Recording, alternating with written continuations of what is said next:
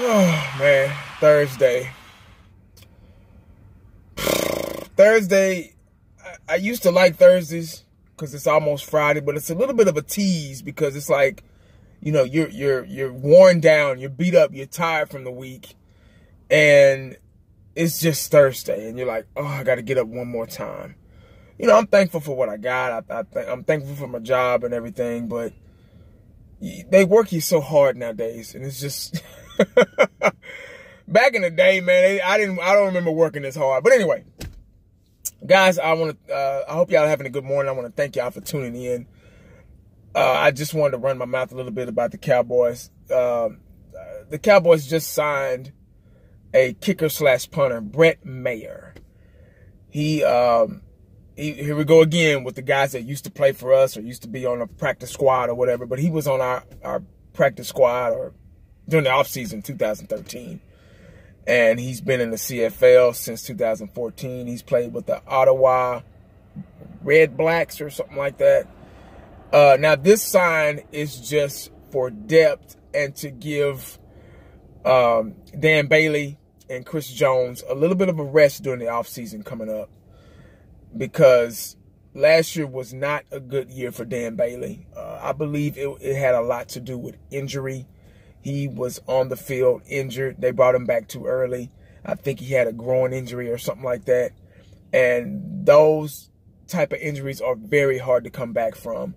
I knew a lot of guys that ran track in high school and college, and they had groin injuries and hamstring injuries, and those are muscles that are constantly being pulled each time you take a step just by walking. And you literally have to be off your feet, you know, for a long period of time just for that muscle to heal. And you're using every step you take, you're using your groin. Your groin is being stretched. Your hamstrings are being stretched. And those are just like Cheeto. I think he had a hamstring issue or whatnot. So, and that's why they kept bringing him back and kept, you know, he kept coming back, going, because those two parts of the body are very, very sensitive and hard to heal, because you're using them so much just by getting out of a car or, you know, bending it down. It's stretching, you know. So Dan Bailey didn't have too good of a season last year. Dan Bailey was one of those type of kickers to where, you know, back in 2014-15, he was pretty much automatic, even 16.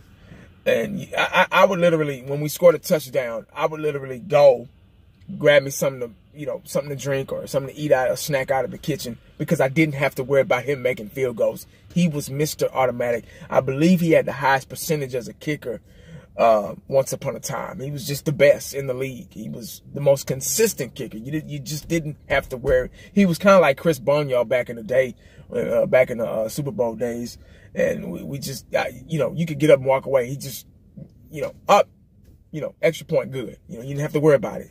And that's the last thing you want to have to worry about. Because, see, this past season, we were like, my eyes were like glued to the TV, like, oh, not to say that it was going to help, but mentally you thought it was going to help, you know, like some force energy. If I watch it, he'll make it, you know. But I had my eyes glued to the TV thinking that would help, and thinking that, okay, is he going to make this field goal? Because he missed a lot of important kicks last year. And he was once upon a time our best player on the team before we got Dak and Zeke and some other guys, you know, especially back in 2015 when we sucked that year. He was our best player. He was the most consistent player. We didn't have to worry about a field goal, you know. He was actually the only one scoring points. We would get all the way up the field and not get in the end zone and start fucking up on the play calling on the offensive side, and we would have to kick a field goal, you know. And he was our only hope to get some type of points on the board. But yeah, this is just depth and to give them a rest, you know, less snaps during the offseason coming up. So because you don't want to overwork a kicker. You know, kicking is more of a mental thing. You know, you could lose confidence so fast as a kicker. I mean, like, boom, and you're out. You know, once you lose that edge, once you lose that confidence, you'll start missing kicks left and right.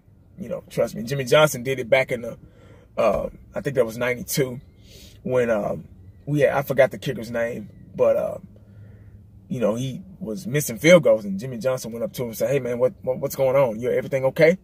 He's like, yeah, man, I just lost my confidence. And Jimmy Jones was like, oh, that's all I need to hear. And I cut him the next day and signed a new kicker. So, and they won Super Bowls. So, you know, kicker is kind of important, you know. You want to have a kicker because we got to kick the extra points. So, we want Chris Jones and Dan Bailey to be completely healthy. Now, this guy can play both, a kicker and punter. So, that'd be a good thing for them. You know, just less snaps. Give them a little bit more rest. Not too hard on them this offseason. But that's all I got, guys. I'm not going to hold y'all. I hope y'all have a good day. And make sure you stay cowboyed up because you never know what the day is going to bring you. I'm out.